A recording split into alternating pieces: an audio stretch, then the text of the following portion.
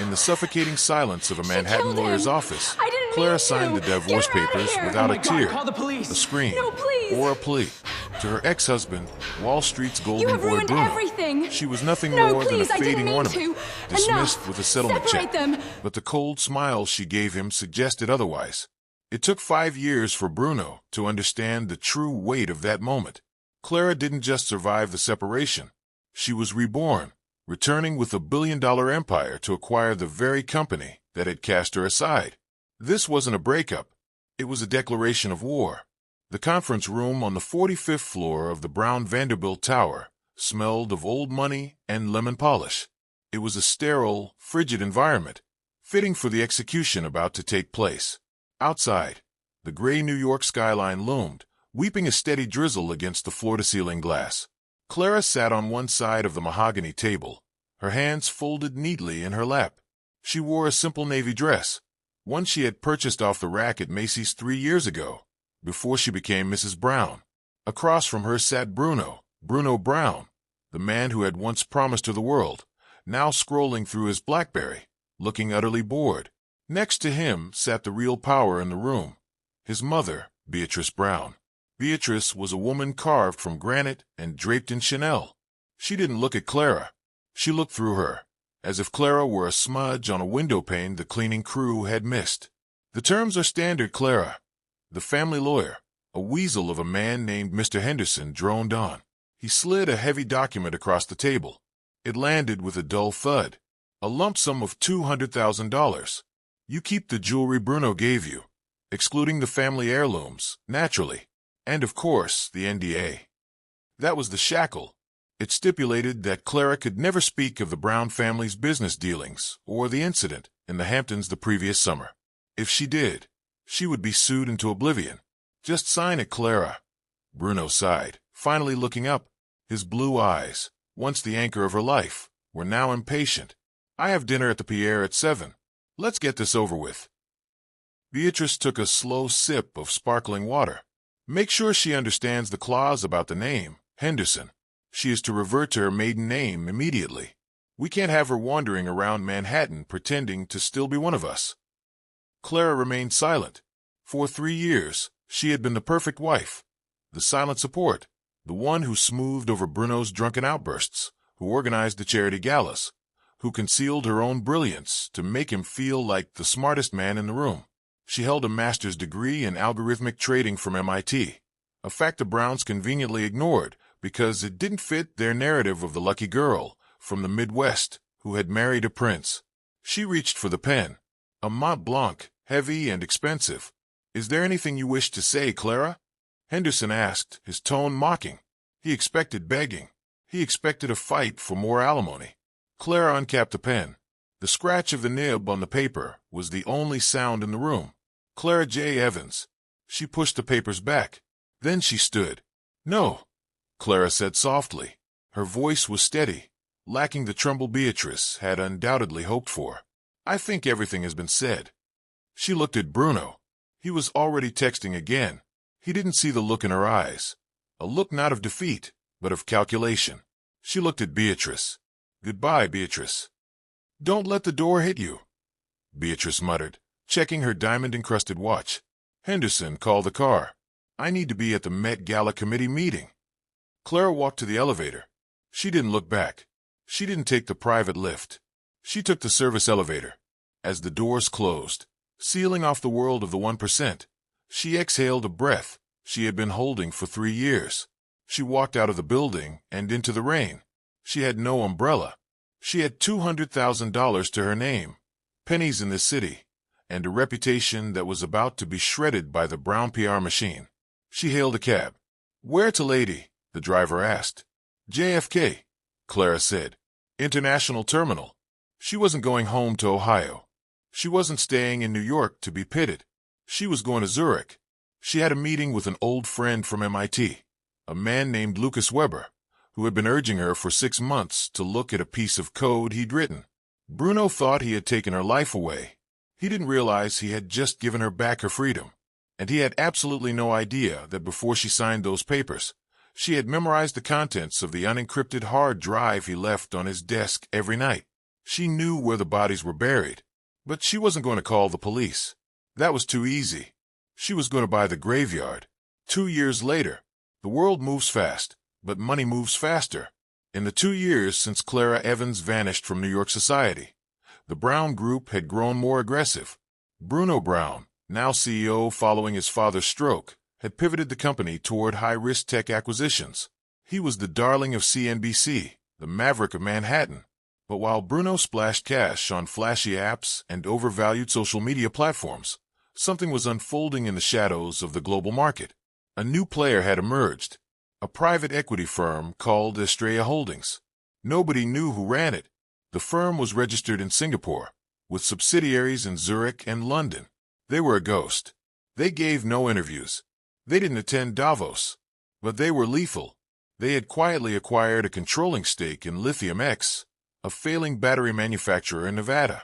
6 months later, Lithium X patented a new solid-state battery that revolutionized the electric vehicle market. The stock soared 400%. Estrella made billions. Then they moved into biotech. They acquired Celgen, a small Boston lab teetering on bankruptcy. 3 months later, the FDA fast-tracked a breakthrough treatment for early-onset Alzheimer's. Another billion. In a glass-walled office overlooking the shimmering blue expanse of Lake Zurich, Clara Evans stood watching the snowfall. She looked different. The mousy brown hair was now a sharp platinum blonde bob.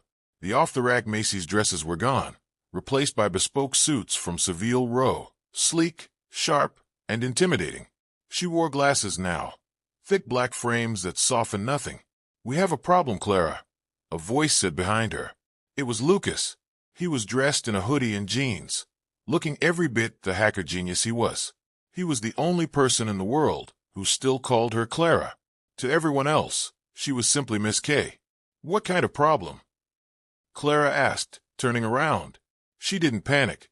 She hadn't panicked since the day she left New York. "It's Bruno," Lucas said, pulling up a schematic on the massive touchscreen table in the center of the room. "The Brown Group is trying to acquire Omnicore." Clara's eyes narrowed. Omnicore was a cloud computing infrastructure firm, boring, unsexy, and absolutely critical to the global banking system. It was the backbone of half of Wall Street's transaction processing. "He doesn't know what he's buying," Clara murmured, moving toward the table. "Bruno thinks it's just a server farm." "He wants the real estate assets," Lucas confirmed. "But if he acquires Omnicore, he inadvertently gets access to the back-end data of his competitors. It's a monopoly waiting to happen. The SEC is asleep at the wheel. If Brown secures this, he becomes too big to fail." "What's his bid?" $4.2 billion. Leveraged buyout. "He's overextending himself, Clara. He's using the Brown family trust as collateral." Clara froze. A slow smile spread across her face, the same smile she had worn in the lawyer's office. "He put the trust up?" she asked softly. "Yeah. Beatrice must be losing her grip if she allowed that. Or maybe he didn't tell her."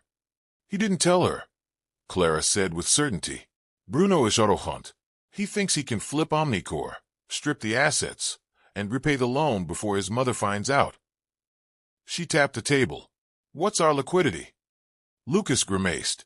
"We're tied up in the Singapore expansion. We have maybe 1.5 billion liquid. We can't outbid him." "We don't need to outbid him," Clara said, her mind moving through the algorithms she used to dream about at MIT. "We need to bleed him." She returned to the window. The reflection showed a woman who had rebuilt herself from ash. "Lucas, arrange a meeting with the Omnicore board. Tell them Estrella is interested in a strategic partnership to fend off a hostile takeover. We'll position ourselves as the White Knight." "They won't meet with a ghost, Clara. You have to show your face." Clara touched the cold glass. "If I show my face, the element of surprise is gone. Bruno will know I'm coming." "Then send a proxy," Lucas suggested. "Send Arthur." Arthur Pendleton, the disgraced Wall Street banker she had hired 6 months prior. He was a shark who had been barred from trading for 5 years due to aggressive tactics. His ban had just lifted. He despised the Browns almost as much as she did.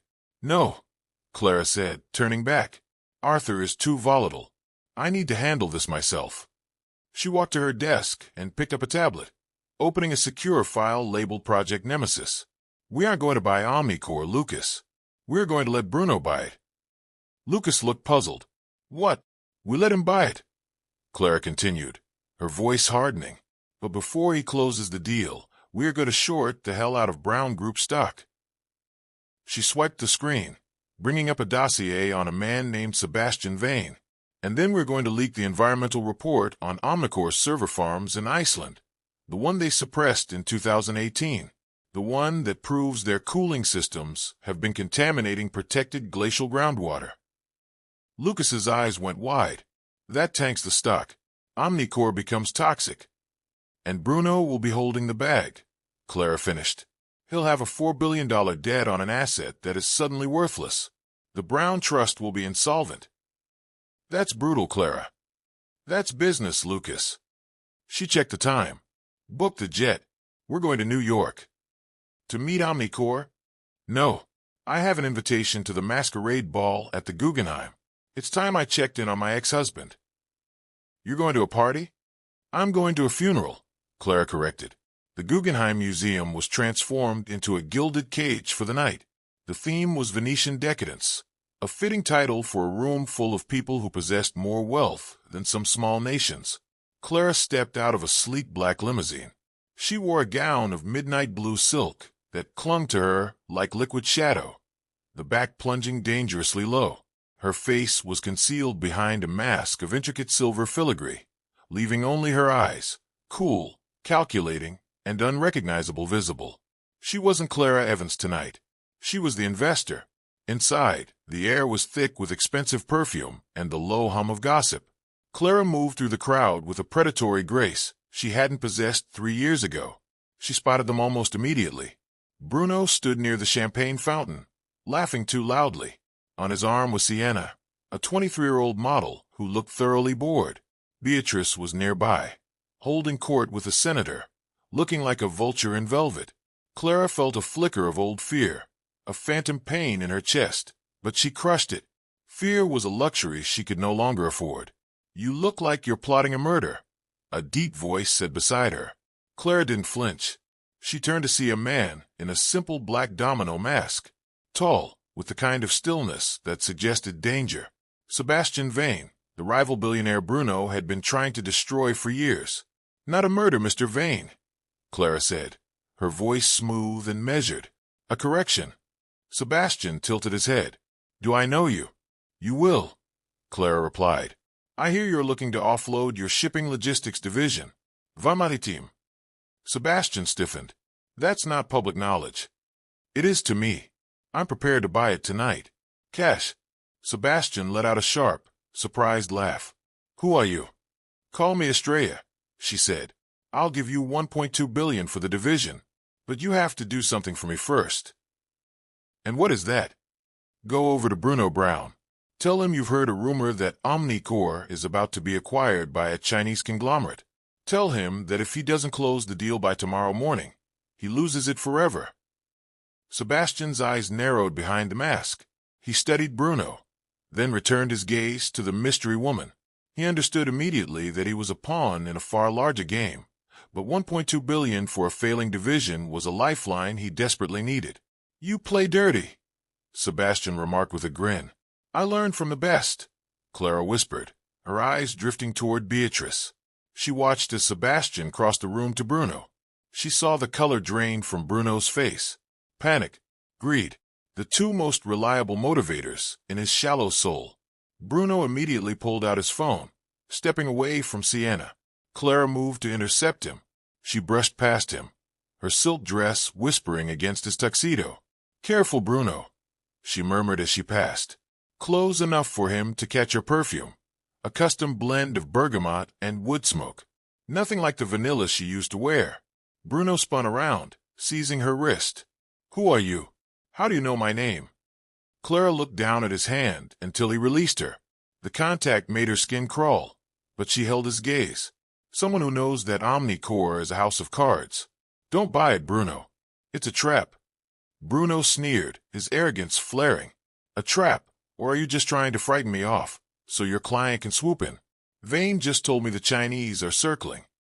Believe what you want, Clara said, walking away. But don't say you weren't warned. She disappeared into the crowd, her heart hammering against her ribs. She knew Bruno. Tell him not to do something, and he would do it twice just to prove he was the smartest man in the room. By warning him, she had sealed his fate. She slipped out of the gala before midnight, like a Cinderella who had planted a bomb instead of losing a glass slipper. The next morning, the headache behind Bruno's eyes was blinding, but the adrenaline was stronger.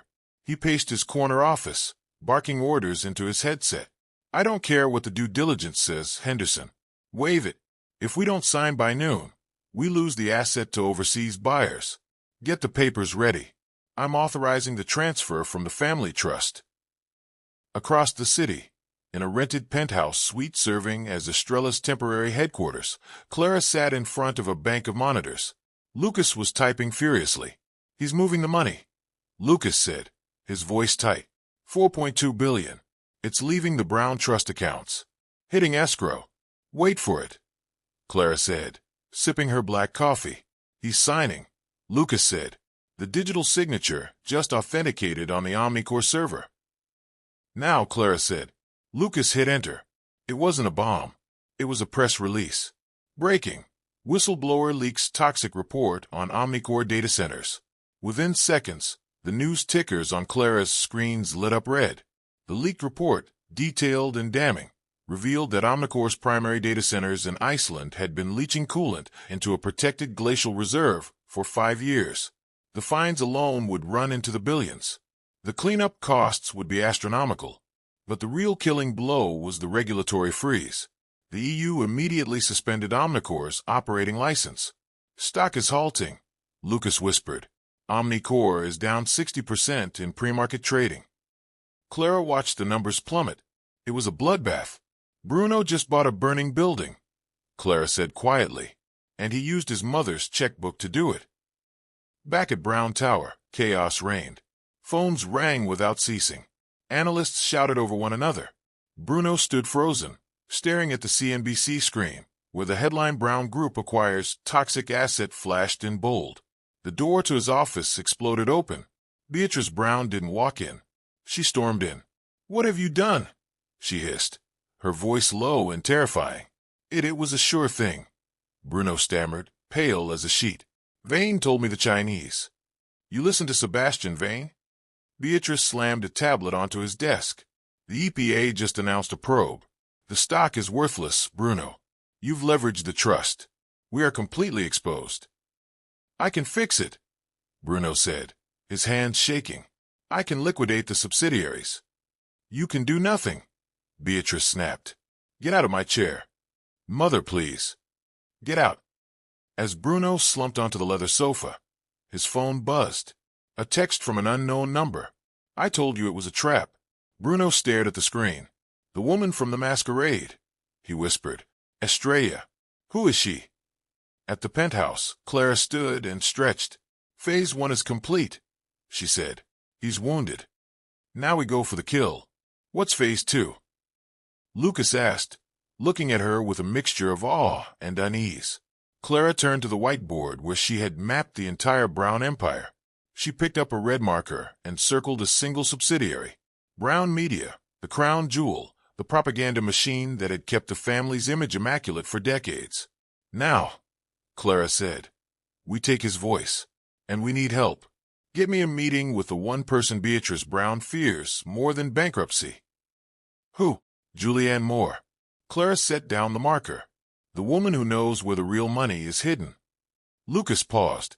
She's been living in exile in Paris. She hasn't spoken publicly in 20 years. She'll speak to me, Clara said, picking up her coat, because I'm going to offer her the one thing the Browns took from her. Money. No. Clara smiled. Revenge. Paris in November was a city of gray stone and weeping skies. Clara sat in the corner of a small, dimly lit bistro in Le Marais, nursing a glass of Bordeaux. She wasn't studying the menu. She was watching the door. At exactly 2 in the afternoon, the bell above the entrance chimed. A woman walked in, older, perhaps in her 60s, but carrying herself with a rigid, unbreakable elegance. She wore a trench coat belted tightly at the waist and oversized sunglasses, even indoors. This was Julianne Moore, not the actress, but the woman who had once been the silent architect of power behind the brown throne, before Beatrice had surgically removed her from the picture 2 decades prior. Julianne scanned the room, spotted Clara, and approached. She didn't sit immediately. She studied Clara with sharp, appraising eyes. "You're younger than I expected," Julianne said, her voice raspy from years of cigarettes. "And prettier. Beatrice despises pretty women." "Sit down, Julianne," Clara said, gesturing to the chair across from her. "I ordered your usual. Espresso black, no sugar." Julianne sat, removing her sunglasses to reveal tired but fierce green eyes. "You did your homework. Estrella, the ghost of Wall Street." "Clara," she corrected. "My name is Clara Evans. I was Bruno's wife." Julianne let out a dry, humorless laugh. "The one they chewed up and spat out 3 years ago. I read about the divorce, a quiet affair. Very on brand for the Browns." "I was quiet then," Clara said, leaning forward. "I'm not quiet anymore." She slid a tablet across the table. On the screen was a live feed of the Brown Group's stock ticker, bleeding red, down 45% since the Omnicore disaster. "I did that," Clara said softly. Julianne studied the screen, a flicker of hunger crossing her face. "You crippled the boy. But Bruno was always the weak link. Beatrice is the real threat. She's the Hydra. Cut off one head. 2 more grow back. She'll liquidate the assets, hide the cash in the Caymans, and relaunch under a different name. You haven't won yet." "I know," Clara replied. "That's why I'm here. I know about the Shadow Ledger." The air in the bistro seemed to drop 10 degrees. Julianne went completely still. "That's a myth," she whispered. "A ghost story." "It's real," Clara pressed. "Beatrice didn't build the empire on savvy investing. She built it on laundering money for cartels in the 90s. You were the accountant, Julianne. You set up the shell companies. You have the access codes." Julianne looked away, staring out at the rain-slicked cobblestones. "If I give you those codes, Beatrice goes to prison." She paused. "But so do I." "No." Clara slid a thick envelope across the table. "This is full immunity. My attorneys negotiated a deal with the SEC. You turn state's evidence. You walk free." She pushed a second envelope across.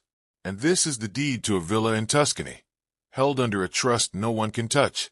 You get your life back, Julianne. You get to watch her burn from a terrace in Italy." Julianne's hand trembled as she reached for the envelope. "Why?" Julianne asked quietly. "Why go this far? You have money. You have power. Why not simply walk away?" Claire's expression hardened into something cold and absolute. "Because they took my dignity. They made me feel like nothing." Her voice cracked, just for a second. "And then I found out that Bruno had been covertly sterilizing me. He was putting medication in my morning smoothies because Beatrice didn't want what she called peasant blood polluting the family line." Julianne gasped. The cruelty was staggering, even to her. "I can never have children, Julianne," Clara whispered. "So I'm going to create something else instead. I'm going to create their destruction." Julianne reached for the pen on the table. She wrote a series of numbers and a password on a paper napkin. 190888, Project Janus. "The ledger is on a server in the basement of the Brown family estate in the Hamptons," Julianne said. "It's not connected to any network. It's hard-lined. That's why no one has ever found it digitally." "The Hamptons," Claire mused. "How convenient." "Why?" Clara smiled, dark and deliberate. "Because Bruno is hosting a crisis management gala there this weekend. He thinks he can charm the investors back into the fold." "He's inviting wolves to his own dinner table," Julianne noted. "No," Clara said, standing and pocketing the napkin. "He's inviting the executioner." The Brown family Silver Lining Gala was a desperate attempt to press a bandage against a gunshot wound. The air at the Hamptons estate, usually rich with sea salt and the quiet certainty of privilege, now smelled of perspiration and expensive gin. The mood was funereal, though the decor was festive. White orchids lined the grand foyer, their petals already beginning to brown at the edges. a quiet metaphor for the family's decaying fortune. Bruno Brown stood at the floor-to-ceiling windows, staring out at the crashing Atlantic. He looked like a man who hadn't slept in a week. His tuxedo, once a custom-fitted armor that made him feel indestructible, now seemed a size too large. His hands trembled as he adjusted his cufflinks. "Bruno, stop fidgeting," Beatrice hissed, appearing at his side. She was draped in diamonds, her spine as rigid as a steel beam, but even heavy makeup couldn't conceal the shadows beneath her eyes. "The investors are watching. If they sense fear, they'll tear us apart before the appetizers are served." "They're already tearing us apart, Mother," Bruno whispered. "The stock is in freefall. The creditors are calling. Even Sebastian Vane won't return my calls." "Sebastian Vane is a coward," Beatrice snapped. "We have survived market crises before. We will survive this one. We simply need to persuade them that the Omnicore scandal is a temporary setback, not a fatal blow. Now go, smile, lie. Do what Browns do best." As Bruno stepped into the ballroom to perform his role, the heavy iron gates at the far end of the driveway swung open. It wasn't another socialite or a sympathetic banker arriving. A convoy of 4 matte black SUVs rolled silently up the gravel path, headlights cutting through the coastal fog like the eyes of predators. They didn't pull into the designated valet area. They stopped directly at the front steps, blocking the entrance entirely. The string quartet inside faltered and fell silent. Guests began drifting toward the windows. The door of the lead vehicle opened. Clara Evans stepped out. She was unrecognizable as the woman who had once lived in the shadows of this house. She wore a bespoke white power suit that glowed beneath the estate's floodlights. Her hair was pulled back into a sharp, severe ponytail. Her eyes, once clouded with the confusion of a gaslit wife, were now as clear and cold as glacial ice. Behind her came Lucas and a team in dark suits, carrying encrypted laptops and legal briefcases. Clara didn't wait to be invited. She ascended the marble steps, her heels striking the stone like the ticking of a countdown clock. Bruno met her at the door, confusion curdling into indignation. "Clara, what is this? This is a private event. Security." He glanced toward the 2 guards at the entrance. They didn't move. "They aren't going to assist you, Bruno," Clara said, her voice carrying through the silent room with absolute calm. "I acquired the firm that provides your estate security 4 hours ago. Technically, they report to me now." Beatrice pushed through the crowd, her face contorted with fury. "You little parasite. You think a new haircut and a rented car make you our equal? I gave you $200,000 to disappear. If you've squandered it on this pathetic spectacle, that's your concern. Get off my property before I have you arrested for trespassing." Clara smiled, and for the first time, Beatrice looked genuinely afraid. It wasn't the smile of anger. It was the smile of ownership. "That's precisely the issue, Beatrice," Clara said, stepping into the foyer and passing them as if they were furniture. "It isn't your property anymore."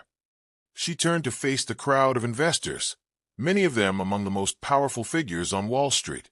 "Ladies and gentlemen," Clara announced, "my name is Clara Evans, CEO of Estrella Holdings. Many of you have spent weeks wondering who has been shorting Brown Group stock. You've been wondering who leaked the Omnicore environmental reports. You've been wondering who purchased the distressed debt of the Brown Family Trust when the banks started calling in their markers this morning." A collective inhale swept the room. The ghost of Wall Street wasn't a foreign conglomerate. It was the woman they had all overlooked at cocktail parties for years. "I have spent the last 3 years constructing a billion-dollar empire," Clara continued, her gaze sweeping the room, "while you were all too occupied laughing at my divorce settlement. As of 6 o'clock this evening, Estrella Holdings has acquired a 51% controlling interest in the Brown Group. I have also purchased the underlying mortgages on this estate and on Brown Tower in Manhattan." Bruno's champagne glass slipped from his fingers and shattered on the marble floor. The sound rang out like a starting pistol. "You're lying," Bruno stammered. "The trust is protected. My father. Your father's signature is on the papers you signed when you leveraged the trust for the Omnicore deal, Bruno." Clara cut in. "You were so eager to prove yourself a maverick that you didn't read the fine print. You granted the banks the right to sell that debt the moment the stock dropped 30%. I was the only buyer." She moved toward the grand piano, where Lucas was already connecting a laptop to the estate's integrated media system. "Now," Clara said, her voice dropping to a deliberate whisper, "let's discuss why the Brown Group is genuinely worth nothing." "Don't you dare," Beatrice hissed, stepping toward her. "I will bury you, Clara. I will." "You already tried to bury me, Beatrice," Clara said. "You forgot I was a seed." She nodded to Lucas. The enormous screens in the ballroom, moments ago displaying a warm slideshow of Brown family history, flickered. A document appeared. It was a ledger, handwritten and meticulously detailed. "This is the Shadow Ledger," Clara said. "It is a 30-year record of money laundering. It documents precisely how the Brown Group moved illegal capital through offshore accounts to fund their earliest acquisitions. It includes dates, amounts, and, most critically, the signatures of those who authorized each transaction." The screen scrolled. There, in unmistakable ink, was Beatrice Brown's signature beside a $20 million transaction originating from a known South American cartel front. The room fell into absolute silence. This was no longer simply a financial takeover. It was a criminal execution. "And for you, Bruno," Clara said, turning to her ex-husband, who had gone the color of chalk, "I have something more personal." The image changed. A medical laboratory report from a private clinic in Switzerland. "This is a record of the specialized supplements you had delivered to our home every month for 3 years," Clara said, her voice carrying the only tremor she had permitted herself all evening. "The ones you insisted I take every morning. It wasn't a vitamin supplement, Bruno. It was a long-term hormonal suppressant, engineered to ensure I would never conceive. You and your mother decided I was genetically unsuitable to carry a Brown heir, and so you took that choice from me without my knowledge." The crowd recoiled. A murmur of revulsion spread through the room. Bruno looked around wildly, searching for a single face that didn't regard him with contempt. He found none. I didn't know it was permanent," Bruno whispered, his voice fracturing. "Mother said it was for the best. She said we needed to focus on the business first." "The business is gone, Bruno," Clara said, "and so is your mother's protection." Outside, the distant wail of sirens began threading through the sound of the waves. Red and blue lights pulsed against the white orchids in the foyer. "I've spent the last 48 hours with the SEC and the FBI," Clara said. "I've provided them with everything, the ledger, the medical records, the tax fraud. They're here for the books, Beatrice, and they're here for you." Beatrice Brown, the woman who had governed New York society with an iron grip and a strand of pearls, sank slowly into a nearby chair. The air left her entirely. She looked at Clara not with fury, but with a hollow, devastating recognition. She had been defeated by the one person she had never bothered to watch. The front doors burst open. Federal agents in dark windbreakers flooded the foyer. "Beatrice Brown." "Bruno Brown," the lead agent called out. "You are under arrest for racketeering, securities fraud, and conspiracy." As the agents moved in, the guests scattered toward the exits, desperate to put distance between themselves and the wreckage of the Brown name. In the middle of the chaos, Clara stood perfectly still. Bruno was being led past her. He stopped, head bowed, grasping at one last thread of the life he had destroyed. "Clara," he whispered, "please say something to them. Tell them I didn't know. You loved me once." Clara reached out and straightened his crooked bow tie, a gesture she had performed 1,000 times before, but this time she didn't smooth it with a soft touch. She tightened it, just slightly, just enough to make him catch his breath. "I loved a man who didn't exist, Bruno," she said quietly. "The man standing here now is simply a ghost, and ghosts don't get to ask for favors." She turned away as the agents guided him toward the door. Lucas appeared at her side, tablet in hand. "The market opens in 12 hours, Clara. Every major outlet is running the story. The Brown Group is finished. Estrella is everywhere." Clara surveyed the ruined ballroom. Trampled orchids. Spilled champagne. A fallen empire. "Good," she said, drawing a slow breath of cold, salt-tinged air. "Now we begin the real work." She walked out of the house, down the steps, and into her waiting vehicle. She didn't glance back at the flashing lights or the crumbling mansion. She looked forward into the dark, toward the city she was about to build in her own image. The divorce was finally over. The empire had just begun. 6 months after the fall, the morning sun over Manhattan didn't simply rise. It struck the glass of the new Estrella Tower like a spotlight, heralding a new era. High above the noise of taxi horns and the frantic pulse of Wall Street, Clara Evans stood in her office on the 60th floor. The space was a deliberate contrast to the Brown era, where Bruno had favored heavy mahogany, dark velvet, and the stale air of a gentleman's club. Clara's office was a sanctuary of light. The walls were a soft matte white, adorned with modern art celebrating movement and vitality. The floor-to-ceiling windows offered a full view of the city she had effectively reshaped. She was no longer wearing the navy Macy's dress. Today she wore a suit of charcoal silk, tailored so precisely it felt like armor. On her desk sat a single-framed photograph, not of a family, but of the MIT campus where her journey had truly begun. A soft chime announced Lucas. He entered with 2 cups of black coffee and a thick file, looking tired but quietly exhilarated. The final liquidation of the Brown assets was completed at midnight, he said, handing her a cup. The Brown Group is officially a footnote in history. The Department of Justice has finished the asset seizure, and the remaining subsidiaries have been fully integrated into Estrella. Clara took a slow sip. And the diamond? It's at the auction house, Lucas replied. Lot 405. Bidding opens at 2 in the afternoon. Make sure our proxy is ready, Clara said. I want that stone, Lucas. Not to wear it. Then what for? To break it. The auction room was a stage for the privileged. When Lot 405 was announced, the space fell quiet. The 40-carat yellow diamond rested in a velvet-lined case, beneath the gallery lights, glowing like a captured star. The bidding was swift and aggressive. 6 million from a Russian oligarch, 7 from a tech magnate. From the back of the room, a woman in a simple white trench coat rose. She didn't lift a paddle. She simply spoke. 10 million. The room froze. Every head turned. Even the auctioneer stuttered. 10 million. Going once. Going twice. The hammer fell. Clara collected the paperwork, signed it with the same steady hand that had once signed her divorce documents, and watched the diamond placed into a secure carrier. Lucas, she said as they stepped out into the cool afternoon air. Take this to the workshop. I want it cut into 100 smaller stones. Set them in simple silver pendants. We'll give them to the graduates of the Phoenix Foundation's vocational program next month. Lucas stared at her. You're turning a 40-carat diamond into 100 necklaces for survivors of domestic abuse. I'm turning a symbol of vanity into a symbol of resilience, Clara replied.